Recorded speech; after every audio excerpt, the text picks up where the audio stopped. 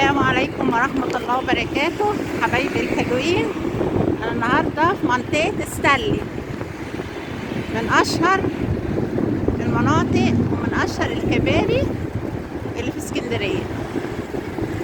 كوبري جميل، كوبري حلو جدا جدا جدا. هكلمكم عنه بالتفصيل، وبإذن الله هتتبسطوا من الجولة ديت برغم الشتاء وبرغم الهوا. بس حقيقي اسكندرية جميلة بكل أحوالها وبكل ظروفها وبكل مناخها يعني. اسكندرية، وده شاطئ ستانلي اوريه لكم كده، بس ايه من جميع النواحي هكلم لكم عنه بكل تفاصيله. شايفين المناظر الحلوة. احنا كده على كوبري ستانلي بالظبط.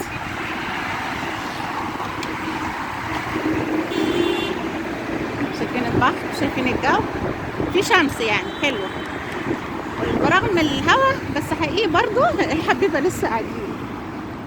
هوريكم الجو، بصوا عاملين ازاي، حقيقي هتذهلوا جدا منه. ادي الكورنيش وادي الكوبري، شايفينه حلو ازاي، روعة. وادي الكباين بتاعته. متهيألي الشاطئ الوحيد اللي فيه 3 ادوار للكباين، الشاطئ الوحيد. ادي كوبري وادي جماله وادي العماير اللي بتطل عليه، شايفينه جميل ازاي، والموجة.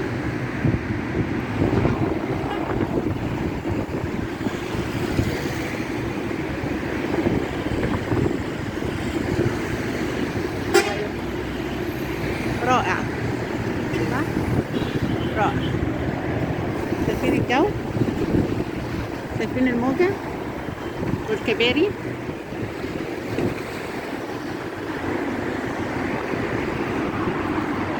العربيات،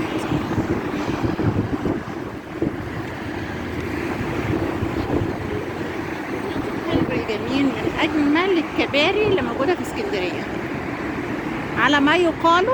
وكان فيه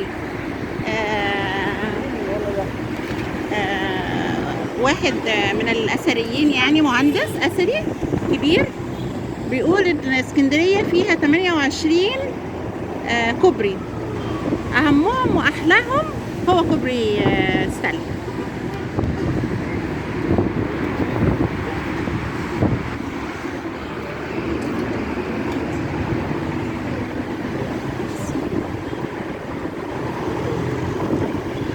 ادي العماير بتاعته وادي الكباين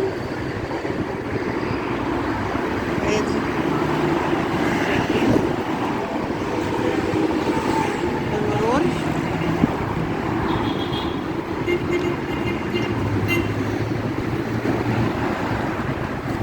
شايفين حلو ازاي، شكله جميل جدا جدا جدا، وخصوصا كمان في الشتاء يعني، برغم ان الشتاء بس في شمس يعني، في شمس والجو حلو. انا قلت اعمل لكم جولة بقى بدل ما كل يوم نطلعوا بمحلات ولبس ومابوليا ومش عارفة ايه، قلنا نغيره بقى اليوم النهاردة نعملوه كده فري ونفرجكم. هحاول كده بقدر الامكان كل مرة اجيب لكم معلم من معالم اسكندرية واكلم لكم عنها. طبعا انا مش خبير، انا بدخل على النت وبجيب له وبنقرا المكان اللي انا هنزل فيه يعني بعد كده. ده اول لقاء لينا كده فري. هكلم لكم بقى عنه بالتفصيل، ايه هو وايه حكايته وايه واتنشأ امتى واتفتح امتى ومين اللي انشأه وكل الحاجات دي. بس انا بوريكم قدر الامكان. ادي الكوبري، شايفين الكوبري، روعة. ده كده الطريق اللي نازل على محطة الرمل، سيدي جابر ومحطة الرمل، شايفينه المداين بتاعته.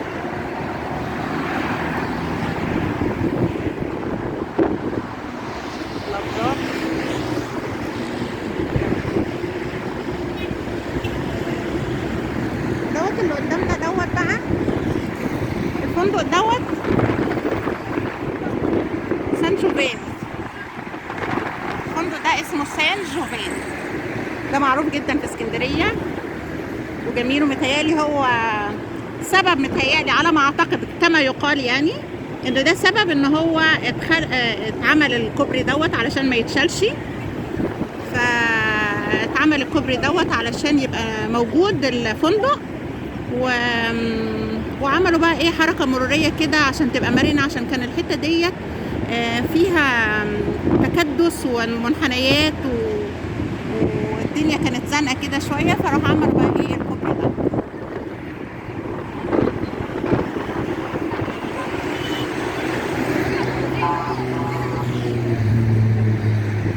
ايه رايكم؟ سواء الاسكندرانيه او اللي بره اسكندريه، اكيد طبعا شايف جمال اسكندريه وطعامة اسكندريه وجو اسكندريه رغم الشتاء، احنا في شهر 12 بس جميل.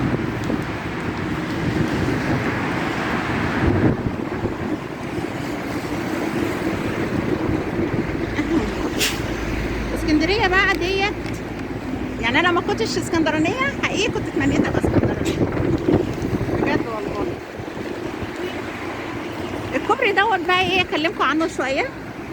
الكوبري دوت هو الاكثر شيوعا في على مستوى من اكبر الكباري الاكثر شيوعا في مصر، وخصوصا طبعا في اسكندريه.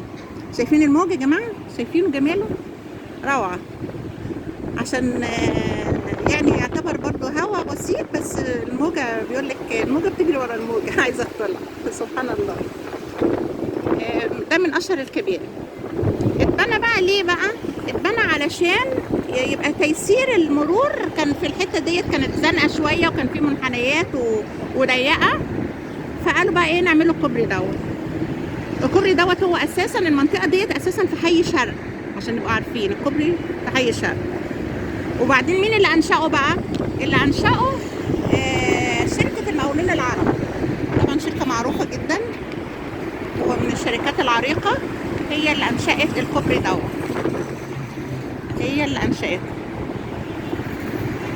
اهو في ناس اهو قاعده، راجل كبير بيجي يغير جو شويه، مش عارفه بيصطاد. ده بيصطاد، شايفينه بيصطاد. والله راجل جدع، راجل نزيه، يا رب يطلع سمكيه. دوت بقى احنا قلنا شركه المقاولين العرب هي اللي عملته، هي اللي انشأته وتم تنفيذه يعني من شركه المقاولين العرب. بيتميز الكوبري دوت بتصميمه. يعني بصراحه مش ما تلاقوش في اي مكان يعني، على هيئه ايه شبه القصور، عشان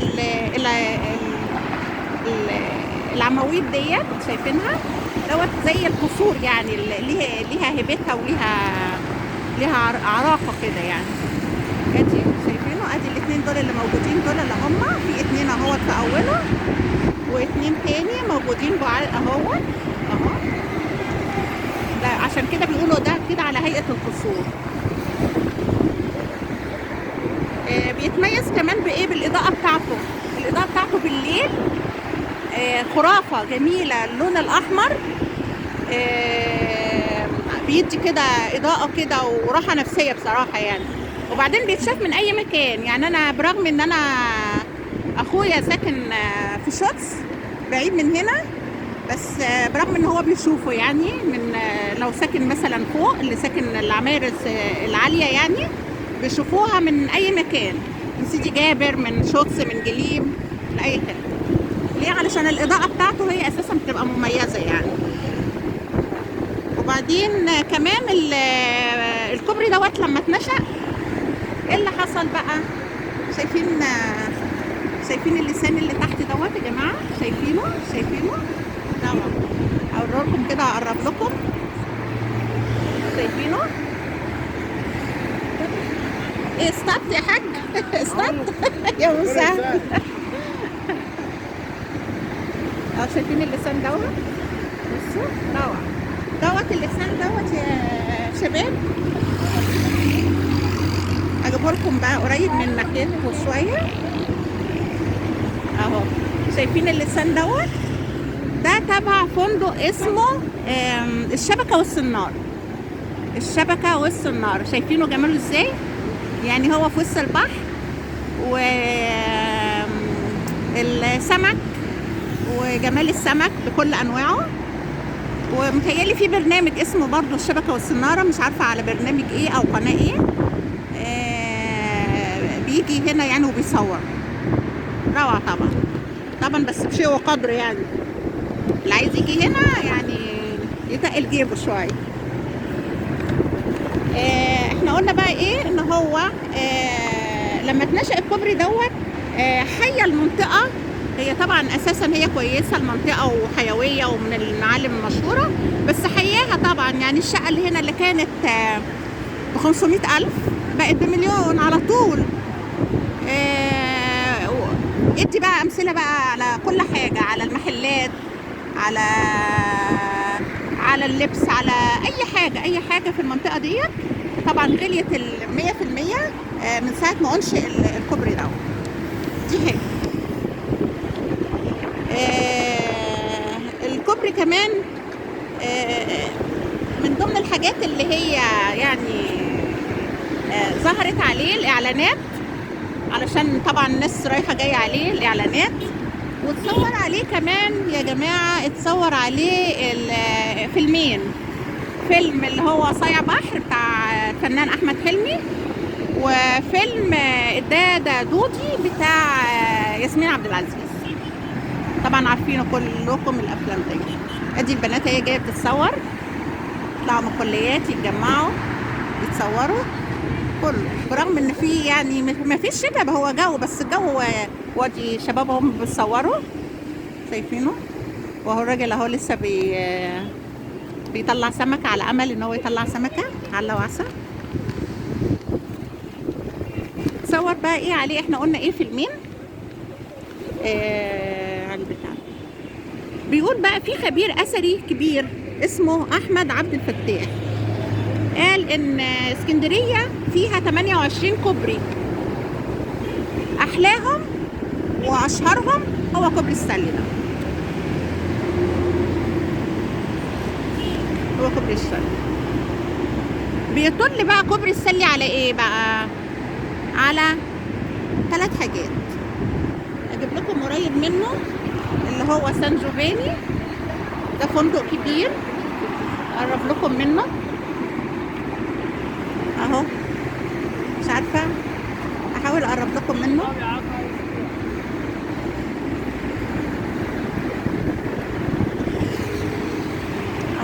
تخيلوا شايفينه كده اهو، هو ده. بس ده من الجنب، هحاول اجيب لكم من قدام. ادي الفندق، هو صغير مش كبير، بس هو ايه يعني على رأس الكوبري.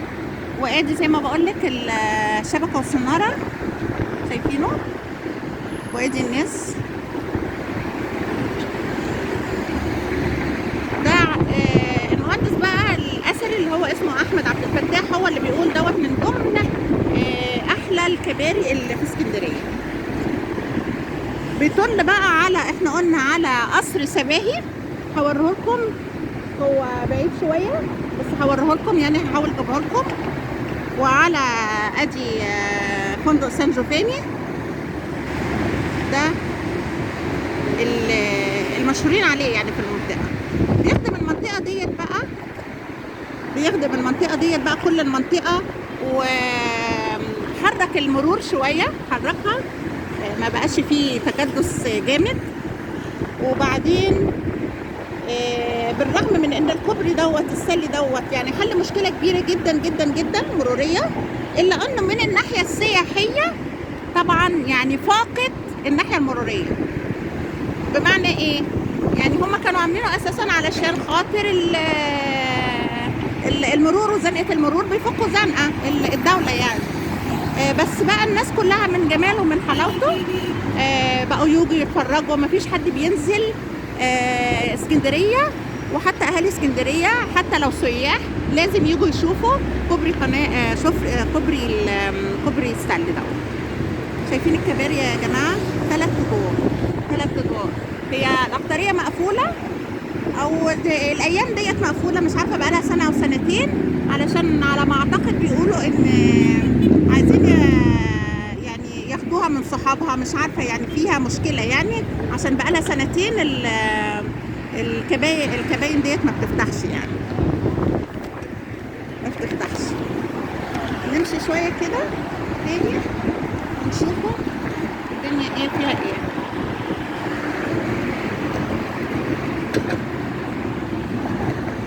شايفينه دي كده العربيات ماشية بانسيابية، والشباب بيتفرجوا، والشباب بياخدوا صور تذكارية، والحبيبة قاعدين. حاجة بصراحة قمة في الجمال، قمة في الجمال حقيقي والله. يعني تيجوا كده يوم اجازة، يوم جمعة، تيجوا وفسحة حلوة ورخيصة وببلاش يعني.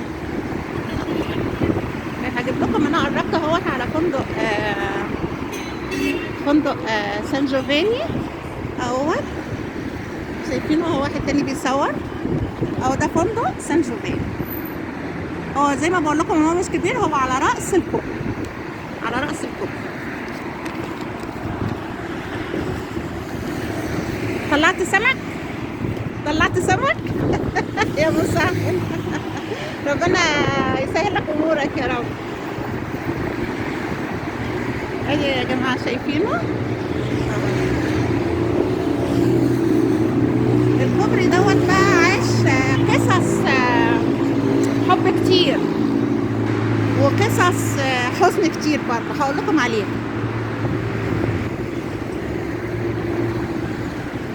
شايفين؟ ادي الفندق بننجم اهو، هو ده بقى فندق سان جوفاني اهو، مكتوب عليه حتى اهو، شايفينه؟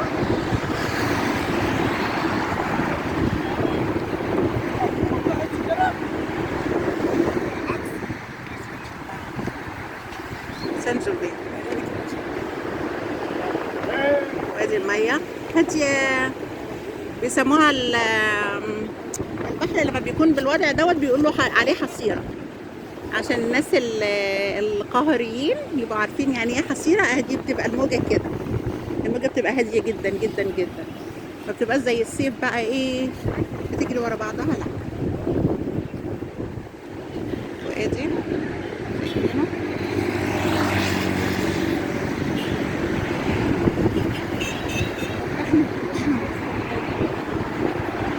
بيقولوا كان زي ما بقول لكم ان هو من ضمن الحاجات اللي هي قابلت احبه كتير، وقابلت حاجات يعني صعبه. من ضمنها ايه هي بقى؟ انا عايزه بس اعدي عشان احكي لكم حكايه تانية، عشان اجيب لكم من ناحيه تانية.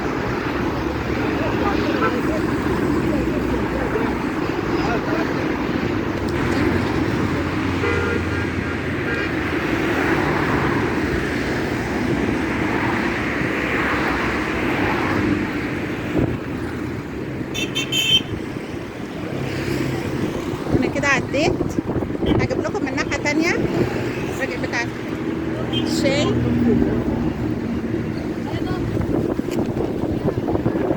اهو كده انا عديت اي ناحيه تانية اهي، شايفينه؟ دوت على ما اعتقد ده نادي المعلمين. بيقولوا بقى ايه ان كانوا في اتنين بنت وولد اتقابلوا هنا يعني حبيبه، وبعدين الولد حب ان هو ينهي علاقته بيها، وقال لها خلاص انا ماشي. يا دوبك هو دير وشه من هنا يقول لها مع السلامه، راحت هي حاطه نفسها على طول، حاطه نفسها على طول فين؟ على كوبري الساحل. دي حاجه طبعا ايه صعبه جدا، برغم ان في ناس ياما هنا حلوه وبعض بياخدوا صور تذكاريه، الا ان برضه في مأساة بتحصل دوت. على برضه انا واخداها من على النت يا جماعه، انا مش يعني ايه، انا ما قريتش عنها وما ما شفتش يعني، بس طبعا ايه واخداها من على النت، شفت ايه اللي بيحصل يعني على الكوبري. وفي طبعا حاجه تانية متهيألي دي كانت كلنا عارفينها، اللي هي كان في شاب مخمور كان راكب العربيه، والعربيه ضربت ثلاثه كانوا قاعدين على